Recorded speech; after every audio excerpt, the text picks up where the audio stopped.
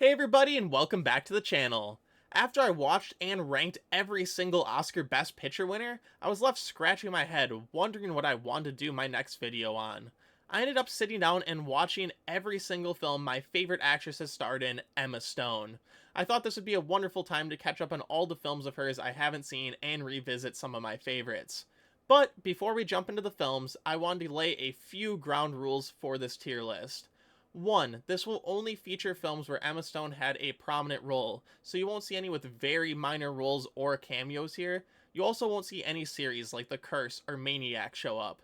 2. The rankings on my tier list are my opinion on how much I enjoyed Emma Stone in the film, not the film overall. And 3, once again, these are my opinions. If you disagree with them, please leave a comment down below and I'm happy to have a discussion with you. But without further ado, let's jump into Emma Stone's first film, Superbad.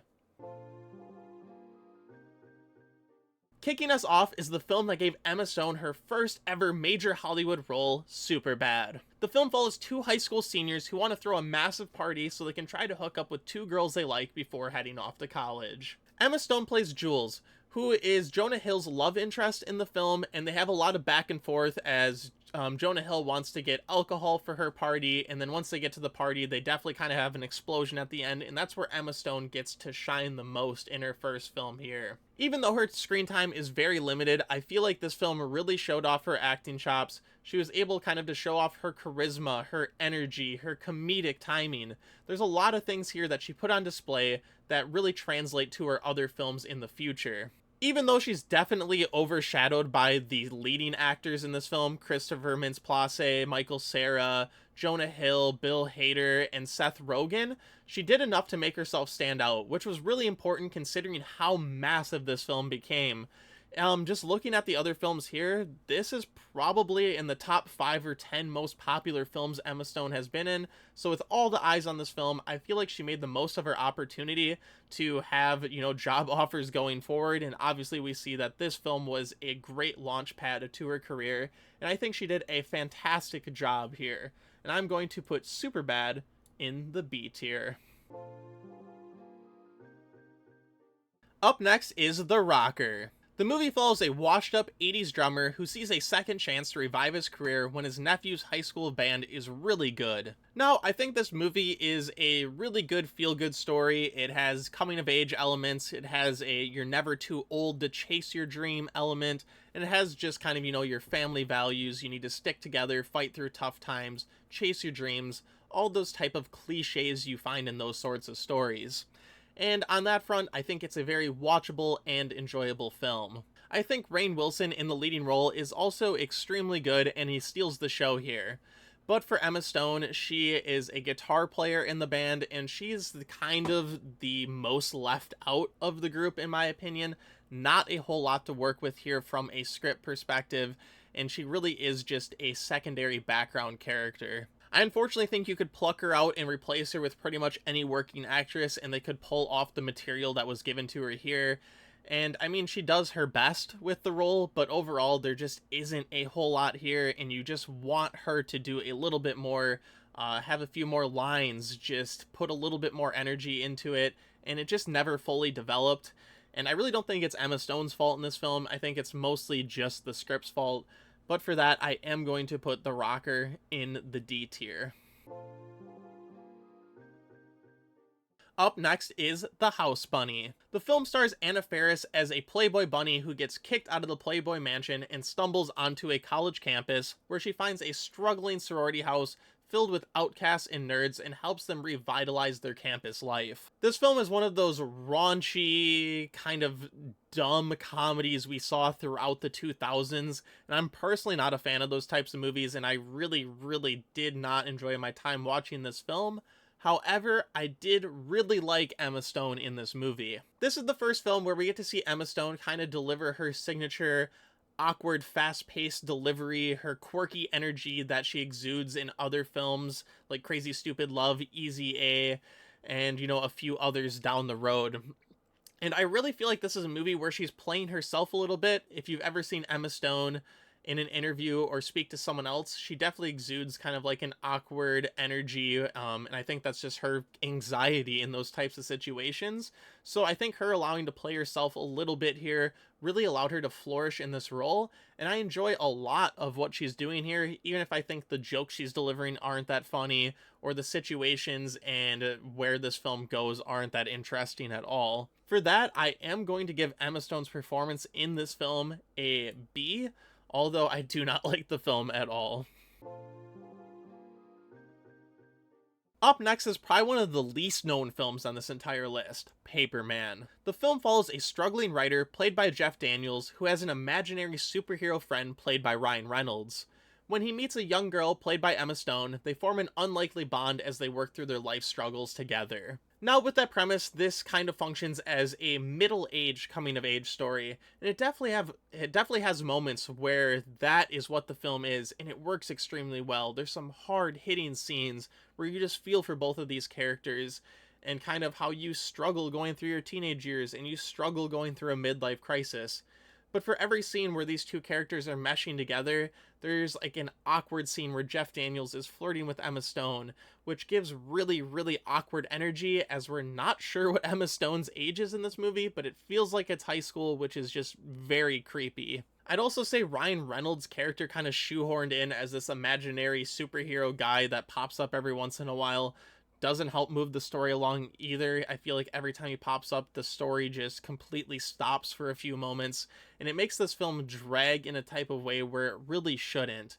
And I feel like that's just what really kills the emotional momentum of these characters. For every scene where Daniels and Stone are connecting, you're like, I love everything this film is doing. There is a creepy scene between Daniels and Stone, or Ryan Reynolds shows up just to take this film to a screeching halt. And because of that, there's just no real true moment where any of these performances can elevate and feel just like anything out of the ordinary. So for that, I am going to put Paperman in the C tier.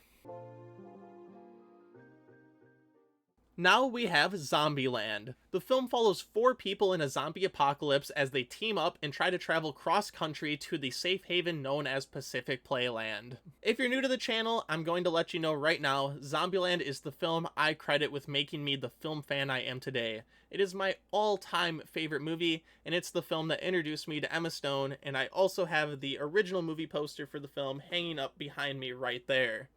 Now, with that being said, is this my favorite Emma Stone performance of all time?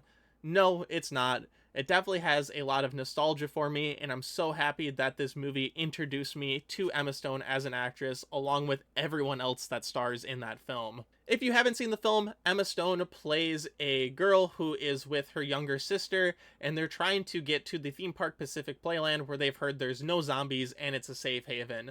When they run into Woody Harrelson and Jesse Eisenberg on the road, they kind of have some back and forth and butt heads, but ultimately end up teaming up with them to try to venture to California to this theme park. Now, what I really enjoy about Zombieland is it gives all 4 of the main actors kind of equal opportunity to crack some jokes, have some heartfelt moments, have some dark moments, and I feel like a lot of that really allows it all to balance tonally, and I really, really enjoy Emma Stone in this film as well. Well, I do think she plays a little bit second fiddle to Eisenberg and Harrelson. I think she really shines in this film, and this is the film where I think she stands out the most so far in her filmography.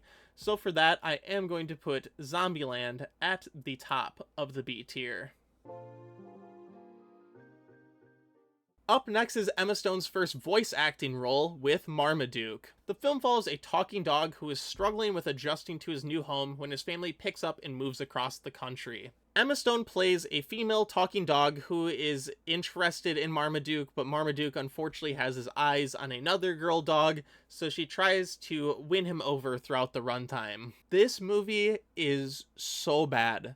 I cannot stand movies where we have realistic looking CGI animals who are talking and cannot have any sort of emotional facial expressions, so you just have to listen to a moving CGI mouth and actors deliver lines horrifically. Now, when I say actors delivering lines horrifically, I mean it.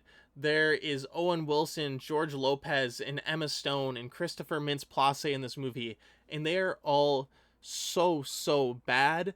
And I don't know if it's any of their faults, because you can clearly tell none of these actors read their lines together in a recording booth. They all clearly showed up on different days, read what was on the paper in front of them, and they just threw that in the movie. This is one of the worst movies I have had to sit through in the entirety of the past couple years. I cannot stand this film. It is awful. All of the line delivery is awful. There is no enunciation or expression. It is truly just actors reading lines off of a piece of paper. I hate this film, and I am going to put Marmaduke in the F tier. From the literal worst film I'll be talking about today to one of the best, up next is Easy A. The film follows Olive Pendergast, played by Emma Stone, who is a high school student who is struggling with the idea of losing her virginity. When she lies to her best friend and tells her she lost her virginity, a rumor mill starts and she begins to accept payment so guys can also say they slept with her. This was Emma Stone's first leading role in Hollywood, and she knocked it out of the park. I cannot think of another film where an actor took their first time in a leading role and absolutely killed it like Emma Stone does here. Her acting is on another level. Her facial expressions, her line delivery, her body movement. I mean, if you just go back and rewatch that pocket full of sunshine scene from the beginning of the film, you will fully understand why this was a complete coming out party for Emma Stone. Absolutely helping Emma Stone here was a killer script and an amazing cast that featured Amanda Bynes, Penn Badgley, Stanley Tucci, Patricia Clarkson, Thomas Hayden Church, and Lisa Kudrow. Every single actor here is at the top of their game, and when I think of coming-of-age movies from the past 15 years, there are very few other lead performances that instantly come to my mind, like Emma Stone in Easy A. The only other ones I can even think of are probably Haley Steinfeld in The Edge of 17 and Logan Lerman in The Perks of Being a Wallflower, but I still think Emma Stone is above both of them. This is truly one of the best performances in the genre we have seen in recent years. When rewatching this film, I just couldn't believe how good the jokes still landed, how good the chemistry was between the actors, and just how much screen presence Emma Stone brought here. This is truly one of her best performances, and this is a film I can rewatch over and over and over again and never get sick of her or the film in its entirety. For that, Easy A is the first performance I am going to put in the S tier. Up next is one of my personal favorite rom-coms of all time, Crazy Stupid Love. The film follows a ragtag group of people from all walks of life. We have elementary school students, we have high school students, married couples, single people, engaged, and how all of their stories begin to intertwine and how love plays a role in all of it. I actually have a video on my channel where I talked about this movie in depth and spoke about why I enjoy it so much. So if you're interested in that, make sure to check it out after this video. To kind of give a brief overview of why I love this movie so much though, I think the script is excellent and how it perfectly combines all these different storylines to one cohesive end plot. Or one cohesive end scene, I should say. And also, I just love all of the performances and characters in the film. Emma Stone is probably one of the more secondary characters out of the group, but she plays a very important role by the end if you have seen the film before. If not, I won't speak on it because it kind of is a spoiler. But she is excellent in the film. She plays a woman who is struggling with being engaged to her kind of boring, run-of-the-mill office husband, and kind of wants to fall in love with this wild guy who is constantly going out every night and picking up girls at the bar, played by Ryan Gosling. I think Emma Stone really excels in this movie when she finally is picked up by Ryan Gosling at the bar and they have their scene together at Gosling's house where they do the Dirty Dancing scene and Ryan Gosling takes off his shirt and Emma Stone has that amazing delivery of the line, "Oh my god, it looks like you're photoshopped." The energy she exudes in this film is very similar to Easy A. We get to see her amazing, like facial expressions and body movement when she's acting. I think she's just a very physical actor, and being able to see her take on more roles like this was very, very fun. I just love this film, and Emma Stone plays a pivotal role in it. And I think it's very, very interesting, or it's very fun to see that this is the first film she will do with Ryan Gosling, when there's a couple more we have to talk about yet in this video. But I am going to put Crazy Stupid Love in the A tier. Up next is The Help. The movie is set in 1960s America, where a white young writer named Skeeter, played by Emma Stone, wants to work with black nannies and housekeepers in her hometown to share their stories of trials, tribulations, and racism they face on a daily basis. Even though that plot seems very, very heavy, I think this film does a good job of keeping it light throughout while also making sure the emotional, heavy moments work as well. I think it's a very well-balanced film tonally, because you just don't want a film like this to be too devastating, but you also can't make, too lighthearted of the really, really bad racial conflicts that took place in these homes. I also think you just can't go wrong with a stacked cast like this. Emma Stone, Viola Davis, Octavia Spencer, Jessica Chastain, and Bryce Dallas Howard are 5 amazing actresses, and when you put all of them on screen, they're going to deliver some amazing work, and I just truly love all of their performances here. Emma Stone plays a little bit more of the grounded role of the white ladies. Bryce Dallas Howard is this very, very racist, in-your-face woman who's just very bigoted. And Jessica Chastain is this very clumsy, outlandish, kind of outcast woman who needs to find her place in her community as well. The movie does kind of have some white savior cliches, but I don't think it's by far the most egregious I've ever seen on film. This was also Emma Stone's first taste of the award circuit. While she ultimately didn't get the Oscar nomination for her supporting performance here, her co-stars got some nominations, and The Help made it into Best Picture. I think Emma Stone was definitely worthy of a supporting actress nomination if the Academy wanted to do that, because she is really, really good here. I think she keeps the film grounded for the most part, as a couple of these storylines are a little bit, dramatized for the film itself. But I do think it is a really powerful film. It has some great comedic moments. It still sends the message home, and Emma Stone is a very centric part to it all. I am going to put The Help at the top of the A category. Up next, I'm going to talk about both of these films at the same time, and that's The Amazing Spider-Man 1 and 2. The films follow Peter Parker as he's bit by a radioactive spider and becomes Spider-Man. Along the way, he falls in love with a girl at his school named Gwen Stacy, who is played by Emma Stone. Now, I want to talk about both of these films at once because I feel pretty similar about Emma Stone's performance across both films.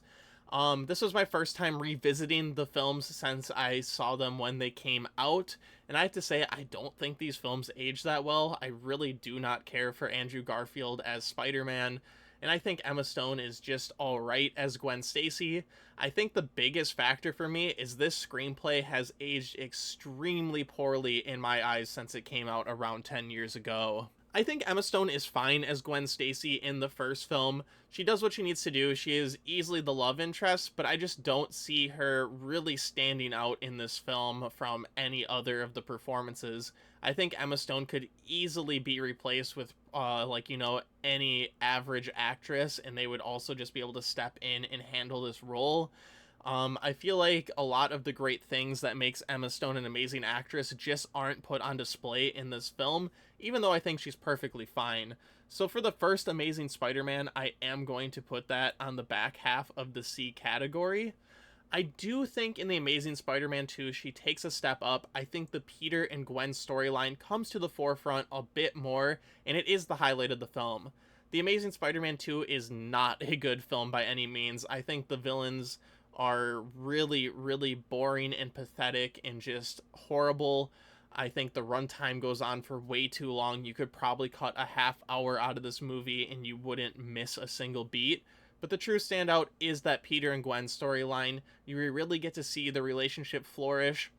And I do think Emma Stone's best moments as Gwen Stacy are all in the second film. I feel like a lot of people remember Emma Stone's performance a lot more in this film because it is heightened by that very, very sad scene at the end. But overall, I just don't see this performance standing out against a lot of these that I'm going to talk to today, but I do think it's perfectly fine. So for The Amazing Spider-Man 2, I'm going to put that one at the top of the C category. Up next is the second and probably least talked about entry into the Emma Stone and Ryan Gosling universe, Gangster Squad. The movie follows a ragtag team of cops and vigilantes who team up to take down the infamous mob boss Mickey Cohen. In the film, Sean Penn plays Mickey Cohen and Emma Stone is his side piece love interest. Ryan Gosling plays a police officer who is on the case, and they end up running into each other at a nightclub one night. When they kick it off, they end up hooking up, which is a central conflict to the film, because if Mickey Cohen gets wind of this, most certainly Emma Stone and Ryan Gosling will be knocked off. This movie overall is just very weird. It's hyper stylized. It leans a little bit more into the comedic side than I would expect from a mob movie, and overall just doesn't seem to fit that usual mold we see from gangster mob films. Don't get me wrong, it's still filled with a lot of the cliches we normally see from this genre, but it definitely tries to waver a bit away from it, and I don't think it fully works, although it did hold my interest. I think Emma Stone is really solid in the limited role she has here. I'm just not sure if she's fit for this genre, really. I feel like she's just not suited for this crime, grimy mob world type of film, even though she definitely does the best with the material she's given. I think a large part in her landing this role is the director was Ruben Fleischer, who also directed Zombieland, so they already had that connection there, so she might have wanted to come back and work with the director, even if I think the role wasn't a perfect fit for her. Gangster Squad's definitely an interesting movie. If you like mob movies, definitely check it out just because it's kind of unique, even though not the best. But for Emma Stone's performance, I am going to put Gangster Squad in between the two Spider-Man movies in the C tier. Up next is the infamous Movie 43. The film is an anthology film with a wraparound story where three teenagers are trying to find the mysterious Movie 43 on the dark web. On their journey, they discover a bunch of random internet videos that have weird, off-the-wall crap going on. Each short stars some of the biggest stars in Hollywood, and us as an audience is left scratching our head by how they agreed to appear in this project. Emma Stone stars in one segment of this anthology film where her and Kieran Culkin are at a grocery store arguing about their past love life. Kieran Culkin's a worker, and while he's arguing with Emma Stone, he's holding down the button that has the overhead microphone going out through the entire store. As they're yelling at each other about all the raunchy things they used to do, it's being announced to everyone shopping in the store. I will say Emma Stone definitely gave it her all in this small segment. She has that weird eccentric energy I talked about in films like The House Bunny, Crazy Stupid Love, and Easy A. Unfortunately, it's just not that funny. A lot of this movie isn't that funny, and that's why the movie is so infamous. There's just massive stars doing raunchy, off-the-wall things, but it's so unfunny that you're just sitting there cringing for 95% of the runtime. I mean, for the most part, I did like the Emma Stone and Kieran Culkin segment, probably the second best behind the basketball segment at the end of the film.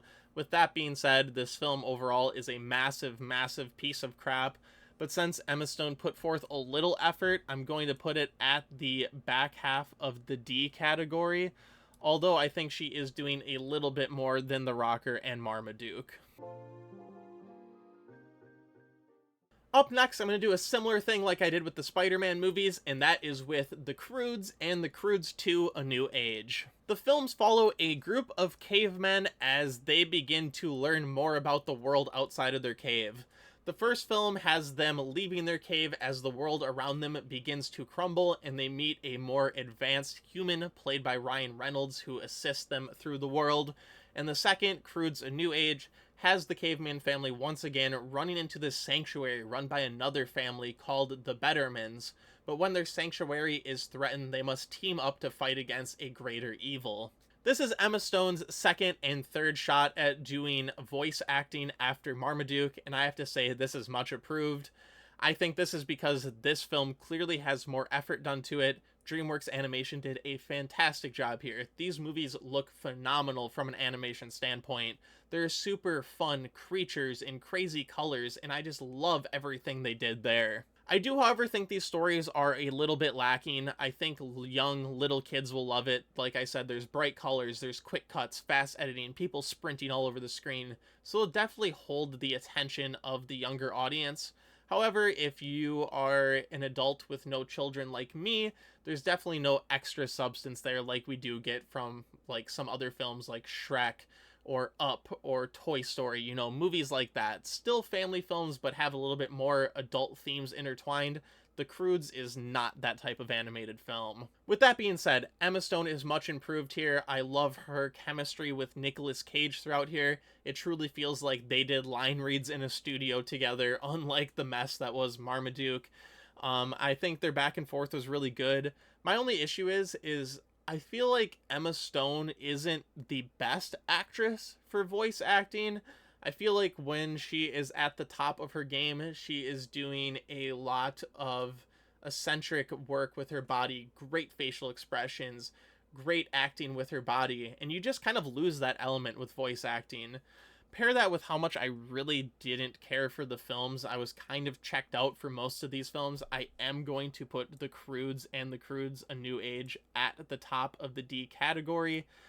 I think kids will definitely like these movies, but it was hard for me to really be invested in Emma Stone's performance when the films just weren't clicking for me at all.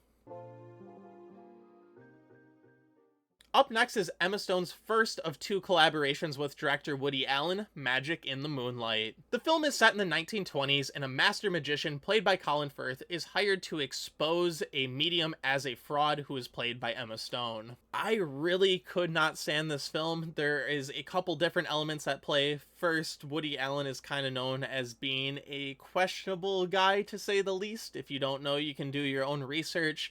But having Colin Firth kind of fall in love with Emma Stone's character is very cringy given the age gap, and especially since Emma Stone's character has her mom following her around this entire film. It makes it seem like she's extremely young, probably a teenager. Once again, we get a problematic age gap in one of these films, but unlike Paperman, where I think it was kind of not intended that way, who the hell knows with Woody Allen, because he is an older man who loves his younger women, to say the least. Additionally, throughout the entire film, Emma Stone is playing this very ditzy young girl with a very, very weird accent, and none of this worked for her. I think she was miscast to an extreme level in this film. This might be the most miscast I have seen Emma Stone in any film in my life. She should just not be in this movie. I think Colin Firth is okay, but I think he's too good of an actor to be appearing in this movie too. The script is a pile of dog shit, and there is just nothing here for either of the actors to work with, and I did not enjoy a single second of it. I mean, if you just look at the poster that I have below me over here, you can kind of get a sense of the vibe of this movie. It's just very weird and meandering and off-putting, and I just could not stand this film. And unfortunately, this is one of the worst Emma Stone performances I've seen, and for that alone, it is going to be going at the bottom of the D tier. Going from a really bad film to a really good one, up next is Alejandro González Iñárritu's Birdman. The movie follows an aging actor who is best known for playing a superhero in his younger days, trying to reclaim his youth and revive his career on stage. Now, this film won Best Picture, and it also nabbed Emma Stone her first Oscar nomination in the supporting role. In this film, Emma Stone plays the rehabilitating daughter of the main actor played by Michael Keaton. Throughout the movie, they kind of go back and forth, and they discuss how Michael Keaton was a bad father as he was this massive movie star, and why Emma Stone's character turned to drugs, and why they were estranged, and how they're starting to reconnect as he's trying to revive his career. And I think it is a very, very strong emotional performance, and I absolutely love the chemistry between Keaton and Stone in their scenes. If you follow the Oscars as close as I do, everyone usually knows that someone has a big Oscar scene to get nominated, and usually you see that in the supporting role more often too. There is a massive blow up between Stone and Keaton when they're just screaming at each other. Stone is going off about how he was a bad father, and he's kind of like has a massive ego and he needs to get his life on track. And Michael Keaton screaming back at her about how she just kind of like threw her life away and all that, and I just love that scene. Amazing acting. It really brought out the dramatic chops of Stone. We've seen her absolutely nail more comedic roles, as we can see by my tier list, but this was a true dramatic role, and I absolutely ate up every single second of it. If you want to hear more thoughts, more of my thoughts about this film, definitely check out my last entry into my Oscar Best Picture tier list where I break down the film a little bit more. But from an Emma Stone performance standpoint, I am going to put Birdman at the back half of the A category. Up next is Emma Stone's second collaboration with director Woody Allen, Irrational Man. The film follows a college professor, played by Joaquin Phoenix, who falls in love with his student, played by Emma Stone. Along the way, he gets this idea to pull off the perfect crime, in which he commits murder and tries to hide it from Emma Stone and everyone else in his life. Now, this film suits Emma Stone a lot better than Magic in the Moonlight, but I once again must point out, Woody Allen, questionable man, writes another movie where an older man falls in love with his college student that he's teaching. Do with that information what you will. I will leave it at that, and I'll just speak more about the film as it is. This role was written a lot better for Emma Stone. I almost feel like it was written for her after their first collaboration, Magic in the Moonlight. She really got into this role, suited it perfectly, and I feel like she and Joaquin Phoenix had great chemistry throughout the entire runtime. This film also has great scenes of tension that also include Emma Stone and Joaquin Phoenix as they're going back and forth about this perfect crime that he committed, and they're investigating it, trying to figure out what went wrong. And then it will just like meander and go do something else for 5-10 minutes, and it really loses that tension it was building up to. And this film just irritated me because it could have been so good, but it just had to go off and kind of shove its own head up its ass in some scenes. And I think that's mostly because that's who Woody Allen is. He seems to like to do that in his films. And then by the end, it just goes off the rails and is too bonkers to be an actual good film. But like I said, I think Emma Stone is really solid in here. I like her performance. And for her performance alone, I am going to throw it up in the B category.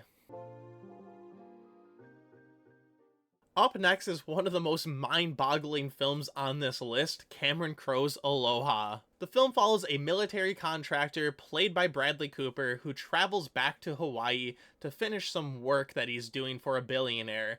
While there, he reconnects with an old love, played by Rachel McAdams, who is now married with kids, and also has a new Air Force sergeant following him around while he completes his duties, played by Emma Stone. Now, Cameron Crowe wrote and directed one of my all-time favorite coming-of-age movies, Almost Famous, so I was excited to check this film out because I had not seen it until I was doing this watch-through, and I was left scratching my head by the end of this movie. It is one of the most weird experiences I've ever had in my life. Every scene seems so disconnected and disjointed from one another, you just have no idea what is going on. But the film somehow does wrap up by the end, but everything was so confusing along the way, you're just like, what in the hell did I just watch? For reference, there is a scene where John Krasinski telepathically asks Bradley Cooper if he slept with his wife while he was out on duty, and there is text on the screen explaining what they're talking about while looking at each other. And I don't know. This movie is weird. All of that out of the way, I think Emma Stone is good in this movie. I don't know if she is really suited to play someone who is serving in the military. I just really don't get that vibe from her personally. But I think she does pretty good throughout the entire film. I like her chemistry with Bradley Cooper. She has a few comedic moments throughout. She has really high energy as well, which I always enjoy. But the film is just so disjointed that all the performances almost seem kind of fever dreamy. I don't know. This is one of the more bonker films I've ever seen. For how stacked the cast is, I feel like it wasn't that good, but it's definitely an experience to say the least. I'm gonna put Emma Stone's performance as a C tier. I could see a lot of people watching this movie and being like, "What the hell are you talking about? This needs to be in D or F. This movie's crap." But I also see a lot of people just loving how off the wall this film is, and it could probably go up as high as a B. I don't know. I'm just gonna kind of average that out and throw it in C. Now we have one of the best films on this list, Damien Chazelle's La La Land. The movie follows an aspiring actress played by Emma Stone and an aspiring jazz musician played by Ryan Gosling.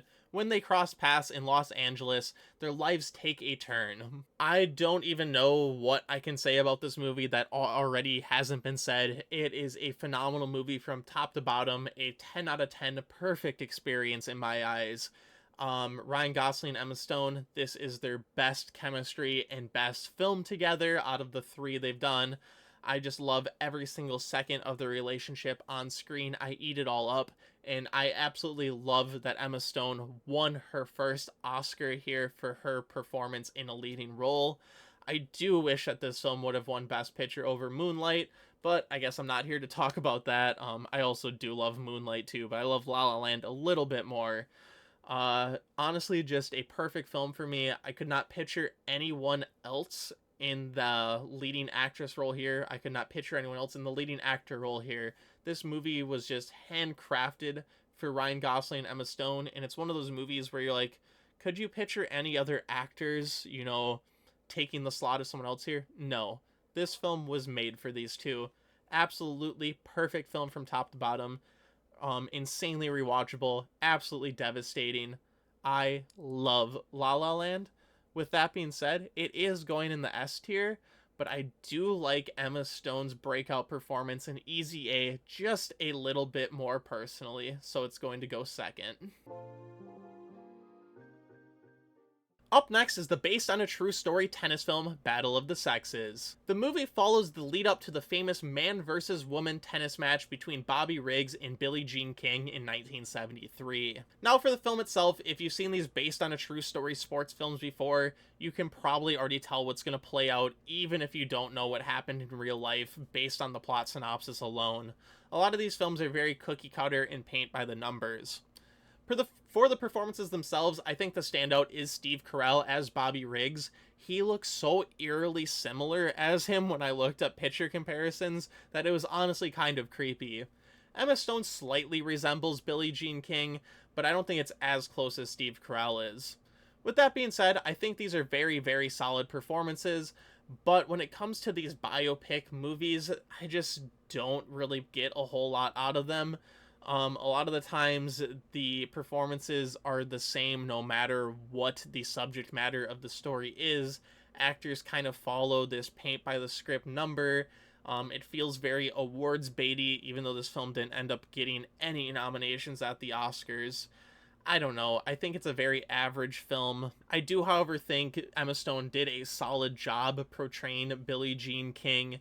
I think the film does some interesting things with the man versus woman sex dynamics of the 70s, kind of playing into that a little bit more. But overall, the film's okay, but I do think the performances heighten it a little bit, even though I do think they are a little bit cookie cutter, like I said previously. I am going to put Battle of the Sexes right above Superbad.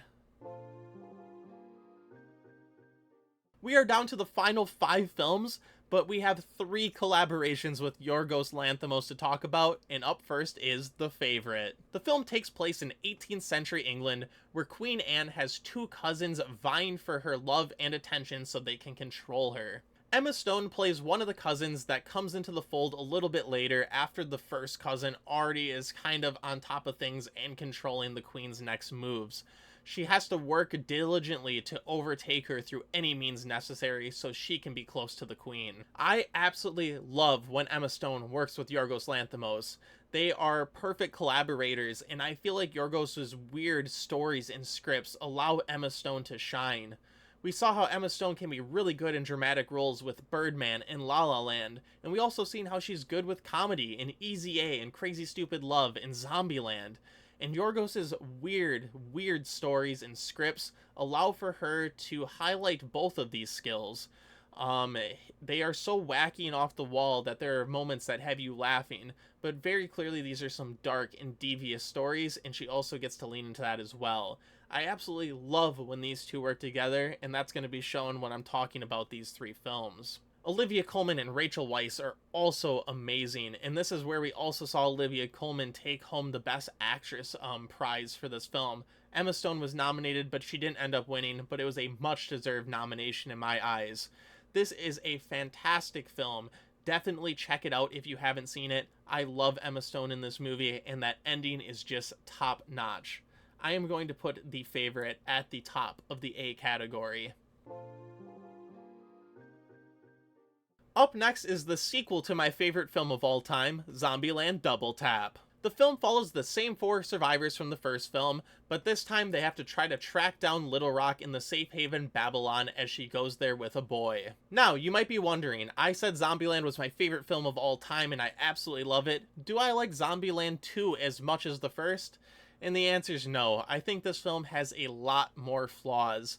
I just think the writing isn't as good, the secondary characters that appear throughout the runtime are kind of boring, and it just kind of lost a lot of the comedic snap that the first film had. With that being said, I'm still very happy that this film was made. It's not all too often you see a sequel to a horror comedy film with 4 Oscar-nominated / winning actors show up. That's just something that I'm not sure has ever happened before. And you can clearly tell that Eisenberg and Stone evolved a lot and become better actors over the 10 years between 2009 when the first film came out and 2019 when the second one came out. With that being said, I just don't feel the punch of their performances as much, and that's mostly due to the writing. But I do feel that their acting got better over that past decade. So since I think the acting improved and I just think the writing took a back step, I am going to put Zombieland Double Tap next to the first Zombieland when it comes to Emma Stone's performance, even though I don't think it holds a light to the first film at all. Next is Emma Stone stepping into the Disney live-action universe with Cruella. The movie is Cruella de Vil's origin story and her rise in the London fashion scene, and also her seeking revenge on the woman who killed her mother. I guess I'll get out of the way my issues with this film first. I'm just not sure if Cruella de Vil needed a backstory.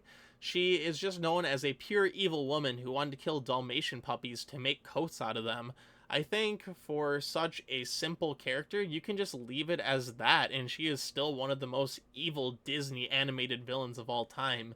Trying to kind of sympathize with her by giving her this sad, sappy backstory, while also trying to keep this villainous arc intact, just made for a very weird film tonally, in my opinion. With that being said, with what the film set out to do, I think Emma Stone knocks it out of the park.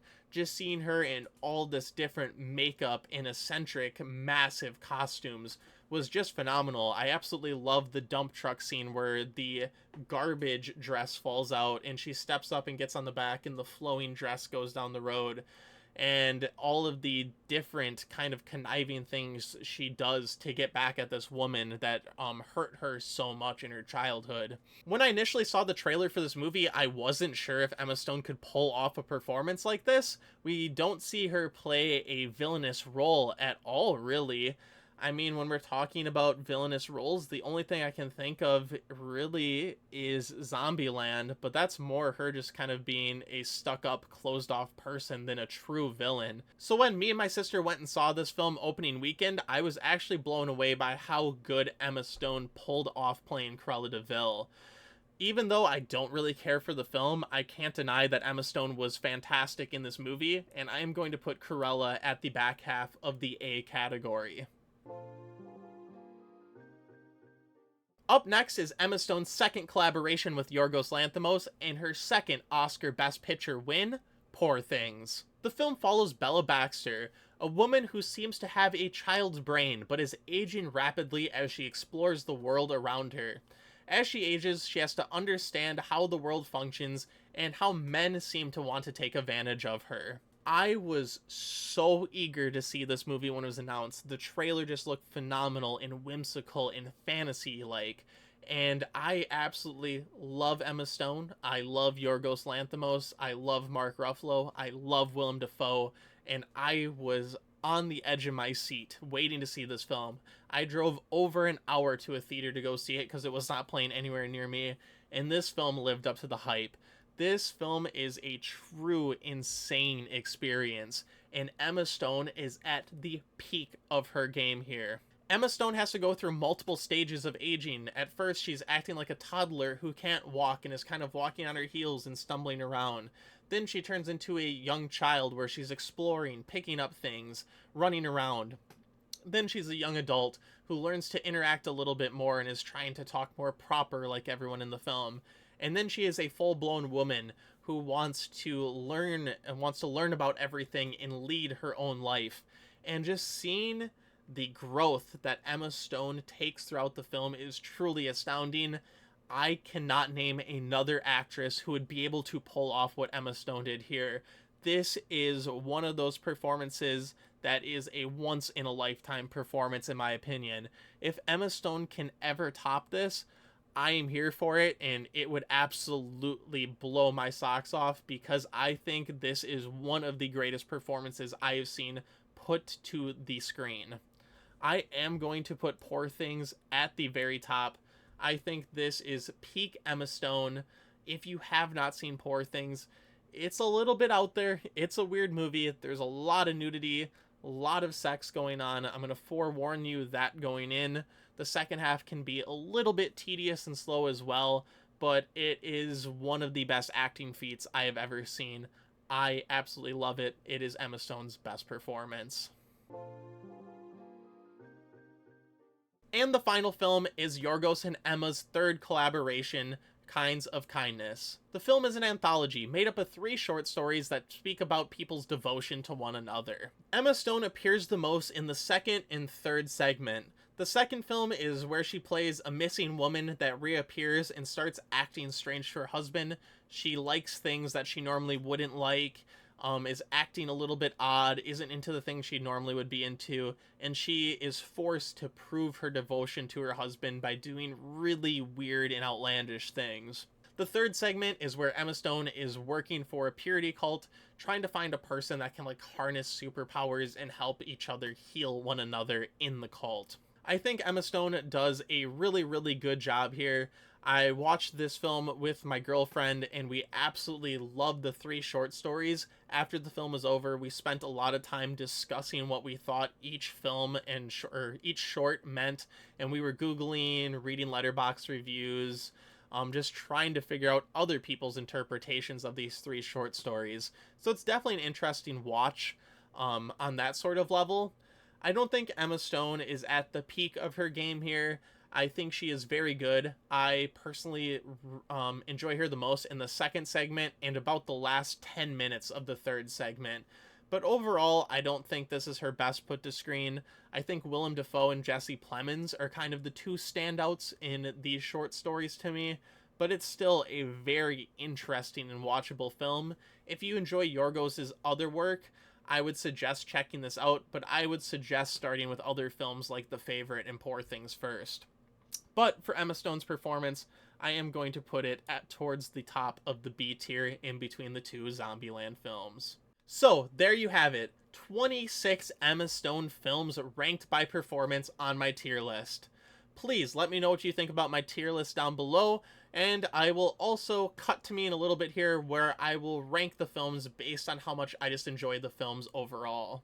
So here are my rankings of the films regardless of how I feel about Emma Stone's performance. The 3 films that I find highly rewatchable that I will view multiple times throughout the rest of my life are Zombieland, La La Land, and Easy A. I absolutely adore those 3 films. I absolutely love the films in A and B tier as well. Those are films I'm definitely going to revisit a lot down the road. Everything below that, C are films that I'm happy that I watched. I think they're fine films, but I'm okay if I don't revisit them. And then the D and F tier are films that I probably will never touch again in my life.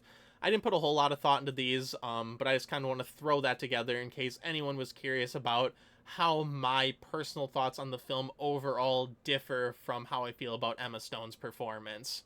I want to thank you for checking out my Emma Stone tier list. What are your thoughts on my tier list? Do you agree, disagree with some of my rankings? Let me know in the comments down below, and while you're down there, please drop a like and subscribe to the channel. It all goes a long way in helping me out. Thank you, and have a good one, everybody.